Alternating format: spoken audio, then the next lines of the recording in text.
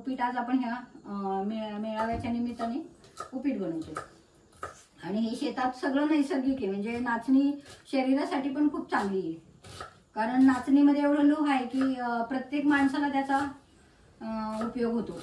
प्रत्येक एखाद्या दवाखान्यात गेलं तरी डॉक्टर सांगतात नाचणीची भाकरी खा।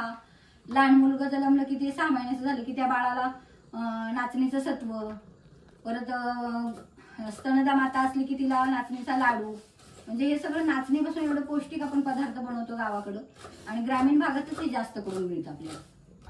आता मस्त मी आधी शेंगदाणे परतून घेतले, मग नंतर कांदा टाकला। कांदा चांगला फोडणीला टाकल्यानंतर जिरं मोहरी टाकून तेलामध्ये कढीपत्ता मिरची सगळं टाकून मस्त आता वास सुटलाय त्याला, चांगलं मी परतून घेतले। आता ह्याच्यामध्ये पाणी ओतलं थोडंसं आणि हलवून ठेवला की वाफवून आपलं उपीट तयार। या नाचणीचं हे उपीट बनवलंय ना, तसंच नाचणीच्या शेवया आणलेत आपण करून, ज्यांना कोणाला हवे असतील तर आपण विक्रीसाठी ठेवलेले आहेत नाचणीच्या शेवया।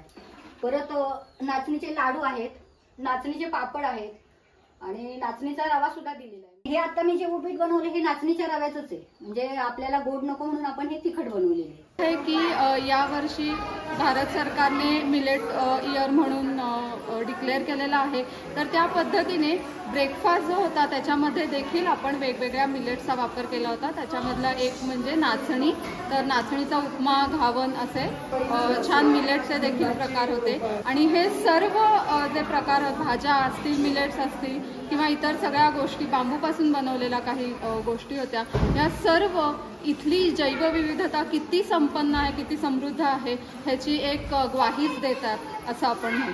बायकांनी मिळून, सगळ्या बचत गटातल्या बायकांनी मिळून हा मेळा केला आणि याच्यामध्ये बायकांच्या बचत गटातले काही प्रॉडक्ट्स होते, त्याच्यानंतर इंटरेस्टिंग नाश्ता होता आणि सगळ्यात महत्त्वाचं म्हणजे रानभाज्या आणि रानमेवा यांचं एक छान जेवणाचं ताट देखील ह्याच्यामध्ये होतं।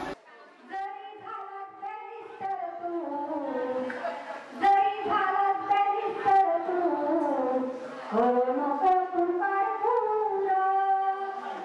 no,